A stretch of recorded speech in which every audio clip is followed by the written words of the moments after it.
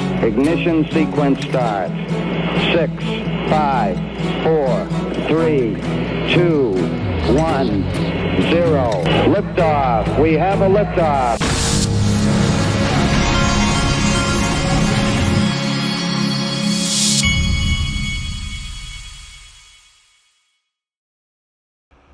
Hey everybody, this is the digital asset investor. Well, this is the digital asset investor with throat problems. Okay, the market is very boring right now. If I'm sitting here with money on the sideline, and XRP is just sitting there and holding its own. But there's a lot of red today, but it's not significant red. But if this thing takes a turn down, I'm sitting here ready to buy the dip. I already bought the dip this week one time. I'm sitting here at the ready. Bring it on. Look at Dark Defender. What do you see? XRP incoming. He's seeing something on the charts. We haven't heard anybody saying they see anything significant for the last week or so, but there it is. Then we've got this one, altcoin golden crossed his flash last time, a 10-time rally. History tends to repeat. Are you positioned? Anytime we have these lulls in the middle of a bull run where it lasts for a few weeks, I've always found those to be my best buying opportunities, and I have bought. Tomorrow, which is tomorrow. Today's the 12th. Tomorrow, 2/13, the SEC might give a nod to Grayscale's XRP spot ETF.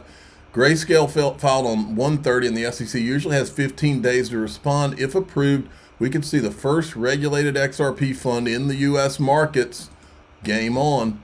Scoop. 3 sources with direct knowledge of the matter tell me that real Donald Trump has chosen Brian Quintenz, current head of policy at A16Z, Crypto, and former commissioner to be permanent chair of the CFTC. No official statement from the White House yet, but officials at the CFTC have confirmed the move.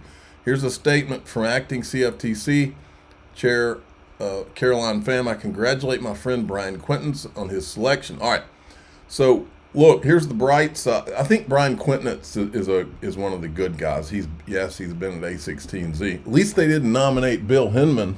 Wouldn't that make you want to throw up? I'm still wanting that Hinman IG report.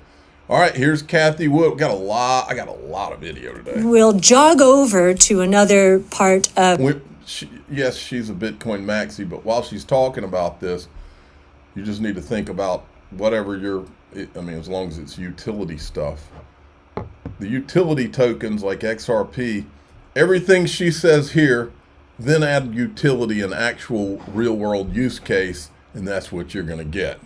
Of the big ideas that I know. And keep in mind, Bitcoin with no utility, what she's describing here is Bitcoin doing over 10 times, okay? Many people enjoy, and that is about crypto assets or digital assets. And you'll see how we get to our base case for the Bitcoin price and our bull case. Many people know us for our bull case, $1.5 million. And we actually think the odds have gone up that our bull case will be the right number because of what is becoming the institutionalization of this new asset class. So many institutional investors are now looking at Bitcoin and thinking that they need to add it to their asset allocation because its return profile looks so much different and its risk profile looks so much different from all of the other assets in their portfolios. While I was listening to that and playing it for you, I'm watching a Bitcoin commercial on CNBC right now. They're continuing to carry the Bitcoin narrative, folks. Oh, I couldn't be more comfortable in my XRP right now. Here's another reason. IBIT was a game changer. It made crypto available to everybody. And now we're entering what I think is a golden age of crypto. You've got a president who's pro-crypto. You've got a crypto czar. I don't know what that is, but if I'm a crypto bull, that's got to be good. Sounds good. Yeah, you've got an SEC that's pro-crypto. I mean, the Eric Balchunas meme coin has got to be out like any day now, I would assume. So, I think that crypto is something you want to have in your portfolio. Oh, you're darn right. Okay, here's Hester Peirce. She's saying some good stuff. I have this really basic question. Why are you such a proponent of crypto? In your view, what purpose does it serve? So I would take a little bit of issue with that question. I don't describe myself as an advocate of the industry. I'm a freedom maximalist, though, and I think what the approach that we've been taking to crypto has been one of using regulation to stop people from trying to do interesting things they want to do. We actually have a very flexible regulatory framework. Congress saw the need to give us exemptive authority for. Oh, I'm watching an iTrustCapital commercial on CNBC right now. For example, we have the ability to use these things. And instead, we've just put roadblock after roadblock up against people who are trying to come in and talk to us as we've asked them to do, or come in and register as we've asked them to do. And so all I'm asking is that we have an innovation policy that allows people to innovate and that allows people to try new things. And that's really applies across the board. I think there are other areas where we need to be better on innovation too, but watching what's happened to crypto over the past several years has just been extremely frustrating for someone who believes that government is there to serve the American people, not to stymie them when they're trying new things. Does that mean that in your view, crypto does have a purpose, and what is that purpose?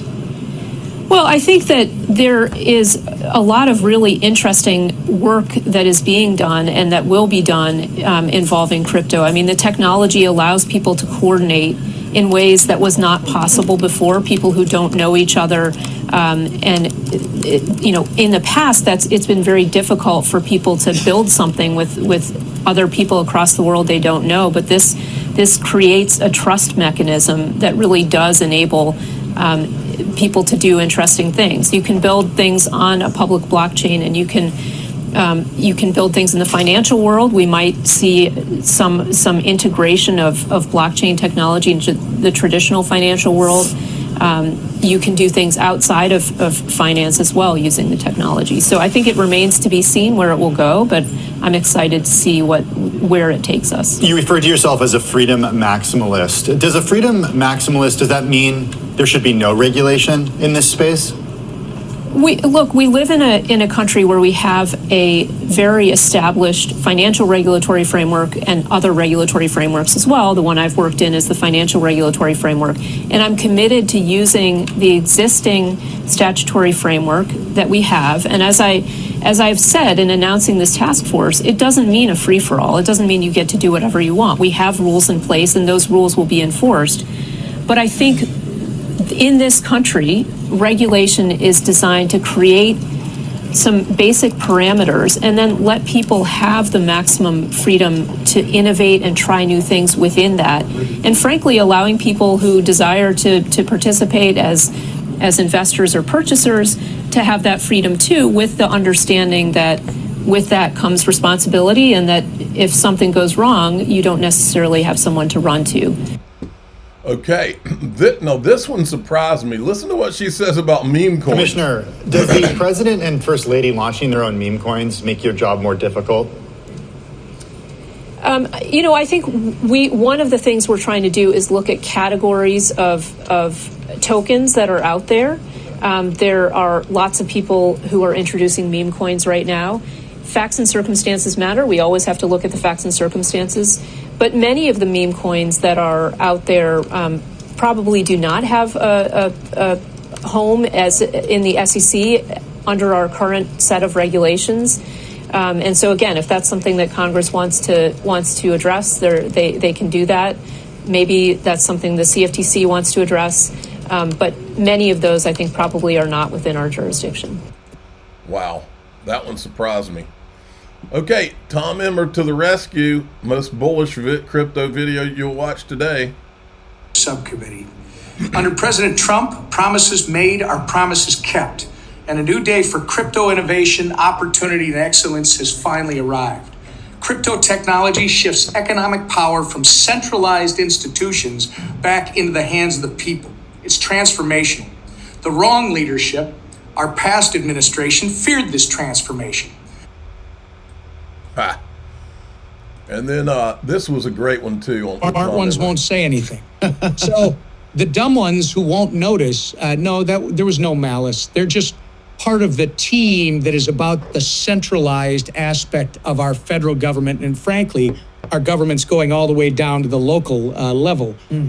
They have made their careers off of centralized government where citizens must come to you to deal with it.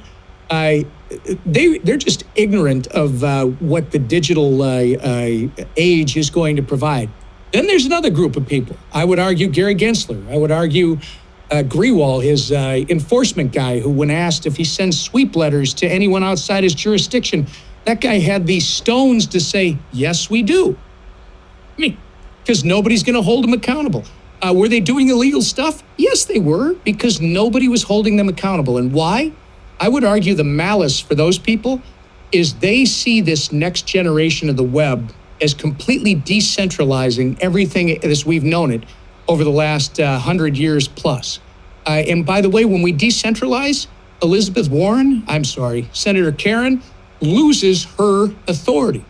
The authority is restored back to Frank. It's restored back to the citizen who's trying to do what he or she believes is in their best interest. That's what this is all about. So they were fighting that. They don't want to give up their control over the masses. And I got news for them. Doesn't matter if Congress does its job or not. The masses ain't playing anymore. You got that right. Now, I wanted to shift these right here. Well, this is a good one. This guy was Bill Hinman's senior counsel. Now, like I said yesterday, that doesn't necessarily mean that this guy's a bad guy. He was just doing his job. He wasn't the shot caller. And so, but here he says something good for crypto, I think. So what can the SEC actually accomplish? I offer the following suggestions, which I believe are consistent with Commissioner Peirce's 10 priorities. First, the SEC should articulate a sound legal interpretation for when digital asset transactions are subject to the securities laws. A clean break is needed from the Gensler era's legal imprecision and sweeping assertion that nearly all digital assets are securities. The interpretation should begin with an acknowledgement that the digital asset itself is not a security. A disciplined transaction-by-transaction analysis must be used to determine whether an investment contract is present because it is required by the case law and should be adhered to by the Commission. Second, the SEC should consider withdrawing Gensler-era litigation alleging unregistered exchange, broker-dealer, and clearing agency activity. So what can the SEC act? All right. And then I wanted to show you, before we go into the group, this one. Because remember what Elon Musk and them are uncovering right now. What they're uncovering is these people like Maxine Waters, they've been using the bureaucracy to go after citizens. They've been calling up the FBI and saying, you crack down on anything we don't like on social media. Well, what CBDCs represent, she wants the central bank to be in control of the dollars that you have on your phone or whatever, when they're stable coins or whatever.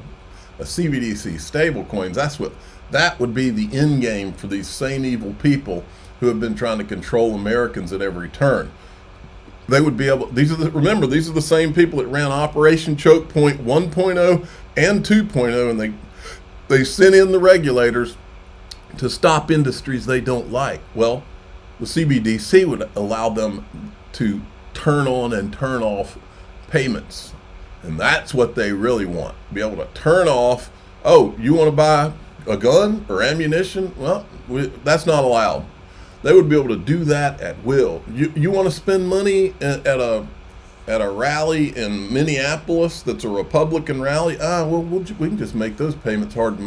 Any kind of stuff going on in that area hard to do. They could control everything, folks. That's why they want that.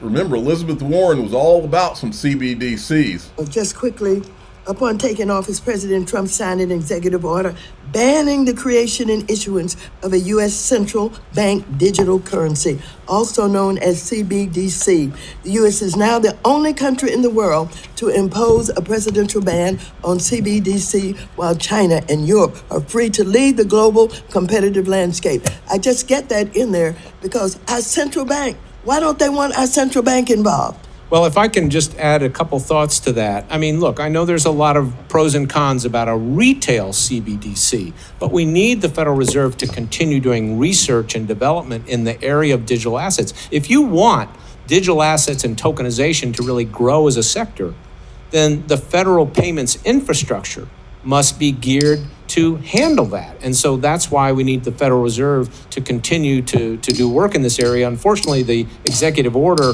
suggests it can't. Gentleman's time. Sorry.